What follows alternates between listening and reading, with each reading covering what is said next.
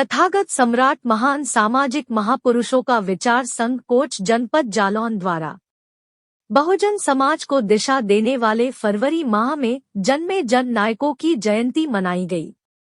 मुख्य अतिथि बुद्धांश ममता सिंह कुशवाहा, प्रदेश सचिव समाजवादी महिला सभा उत्तर प्रदेश एवं सदस्य श्रम सतर्कता समिति परगना कोच एवं पूर्व अध्यक्ष क्षेत्रीय सहकारी समिति तीतरा एवं पूर्व सभासद नगर पालिका परिषद कोच। अध्यक्षता मां बंशीधर प्रजापति जगनपुरा। विशिष्ट अतिथि मां मुन्नालाल भास्कर राजक, पूर्व सभासद कोच। प्रमुख वक्ता मां उमाचरण कुशवाहा, अध्यक्ष जयशंकर शिक्षा समिति कोच एवं पूर्व सभासद कोच। मुख्य वक्ता समाजसेवी बुद्धांश जाहर सिंह कुशवाहा, जेएस संरक्षक सम्राट अशोक क्लब भारत शाखा जनपद जालौन। संयोजक माननीय बुद्धांश जागेश्वर कुशवाहा, आवास तिलक नगर कोच। संचालक माननीय विनोद कुमार कुशवाहा, जिला अध्यक्ष क्षत्रिय कुशवाहा महासभा जालौन एवं जिला अध्यक्ष साथी फाउंडेशन जालौन। मुख्य अतिथि बुद्धांश ममता सिंह कुशवाहा ने अमर शहीद भारत लेनिन बाबू जगदेव प्रसाद कुशवाहा की 103वीं जयंती पर कहा, बाबू जगदेव प्रसाद कुशवाहा का जन्म गौतम बुद्ध की ज्ञानस्थली बौद्ध गया बिहार में हुआ था। बचपन से ही विद्रोही स्वभाव के थे, समता के पक्षधर थे। बचपन में बिना गलती के शिक्षक ने गाल पर जोरदार तमाचा दिया तो एक दिन शिक्षक कक्षा में पढ़ाने के समय सो रहा था तो जगदेव ने शिक्षक के गाल पर जोर का तमाचा मारा। शिक्षक ने जब इनकी शिकायत प्रधानाचार्य से की तो जगदेव ने निडर होकर बोले, गलती के लिए सजा सबको बराबर मिलनी चाहिए, शिक्षक हो या छात्र।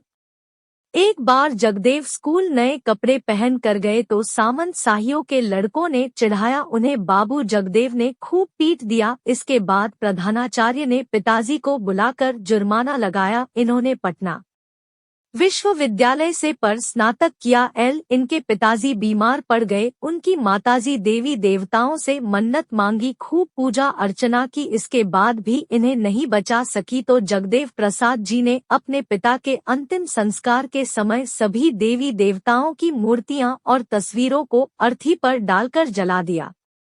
उस समय देश में जातिवाद एवं सामंतवाद का नशा चरम पर था। जमींदारों के हाथियों को किसान की फसल का 5 कट्ठा चारा देना उस समय एक प्रथा थी। बाबू जगदेव ने अपने साथियों से मिलकर रणनीति बनाई। जब महावत हाथी लेकर फसल चराने आया तो जगदेव ने अपने साथियों सहित मिलकर महावत को सबक सिखाया और दोबारा न आने की चेतावनी भी दी। उसी समय 5 कटिया प्रथा का अंत हुआ।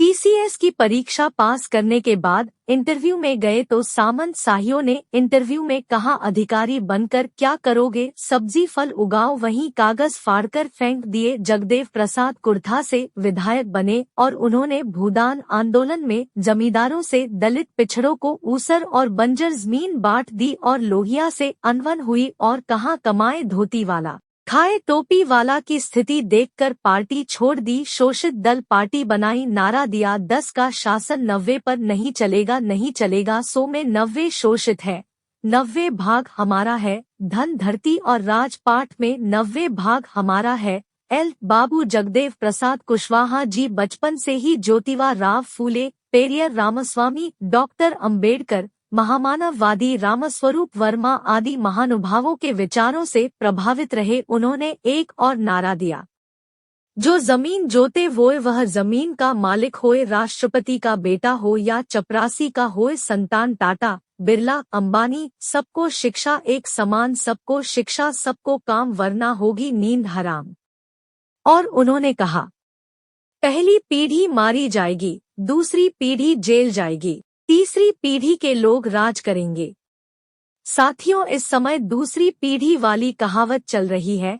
हम सबको बाबू जगदेव प्रसाद कुशवाहा सहित समस्त महापुरुषों के बताए रास्ते पर चलना चाहिए। प्रमुख वक्ता उमाचरण कुशवाहा ने कहा, महात्मा संतराम वी प्रजापति का जन्म पंजाब के होशियारपुर जिले में हुआ था। जब वे अंबाला में पढ़ने आए तो उनके सहपाठी उन्हें कुम्हार कहकर चिढ़ाते और अपमानित करते थे तथा उन्हें पहली बार उन्हें समझ में आया कि उनकी जाति नीचे है।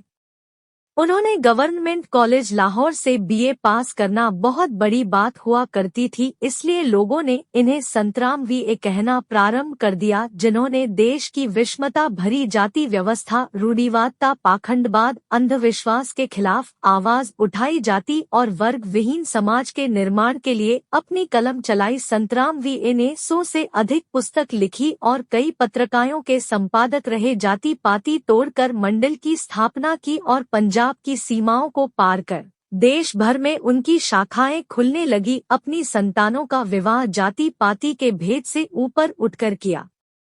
लिखी गई किताब हमारा समाज काफी चर्चित रही। हिंदू समाज में हलचल मचा दी। हिंदू समाज में व्याप्त रूढ़िवादिता पर कटाक्ष किया और उन्हें महात्मा की भी उपाधि दी गई। मुख्य वक्ता जाहर सिंह कुशवाहा ने छत्रपति शिवाजी का जन्म महाराष्ट्र राज्य के पुणे जिले में हुआ। इनका नाम शिवाजी भोसले और पिता शाहजी भोसले, माता जीजाबाई। जब शिवजी के पिता के निधन के बाद राज्याभिषेक होना था तो उस समय वहां के ब्राह्मणों ने चौथा वर्ण यानी शूद्र होने के कारण तिलक न करने का फरमान जारी कर दिया। उसे समय उनके मंत्री की सलाह पर काशी के एक ब्राह्मण ने धन के लोभ से तिलक की हामी भर दी और जब राज्याभिषेक के लिए शिवनेरी किला पुणे महाराष्ट्र पहुंचा तो वहां के ब्राह्मणों ने यह शर्त रख दी कि पैर के अंगूठे से तिलक करोगे, और उसने पैर के अंगूठे से ही तिलक किया। यह अपमान सदियों से मनुवादियों के द्वारा होता रहा है, आज भी जारी है। छत्रपति शिवाजी बचपन में अपनी आयु के बालकों को इकट्ठे कर उनके नेता बनकर युद्ध करने की कला, जीतने का खेल खेला करते थे। छत्रपति शिवाजी महाराज ने मराठाओं के सरदार के रूप में हासिल कर वीरता और दृढ़ संकल्प से अपने शासन की नींव रखी। 2 बातें हैं मोटी मोटी हमें चाहिए, इज्जत रोटी मिटे गरीबी और लाचारी मिटे चाकरी और मजबूरी, रोटी कपड़ा सस्ती हो, दवा पढ़ाई मुफ्ती हो। संयोजक जागेश्वर कुशवाहा। मुन्ना लाल भास्कर ने कहा, संत शिरोमणि रविदास का जन्म उत्तर प्रदेश के वाराणसी में रविदास समाज में हुआ था। उनका जन्म ऐसे समय हुआ जब उत्तर भारत के कुछ क्षेत्रों में मुगलों का शासन था। चारों ओर अत्याचार, गरीबी, भ्रष्टाचार, अशिक्षा का बोलबाला था। संत रविदास मानवतावादी थे। अपने दोहे में पदों के माध्यम से जातिगत भेदभाव का दूर कर सामाजिक एकता पर बोल दिया। संयोजक जागेश्वर कुशवाहा ने कहा, संत गाडगे बाबा का जन्म महाराष्ट्र के अमरावती जिले में हुआ था। उनके बचपन का नाम देबूजी था। गाडगे बाबा सच्चे निष्काम कर्मयोगी थे। बाबा दैनिक गांव की सफाई करने के बाद कीर्तन का आयोजन भी करते थे और अपने कीर्तनों के माध्यम से जनवरी तक लोकोपकार और समाज कल्याण का प्रसार करते थे। अपने कीर्तन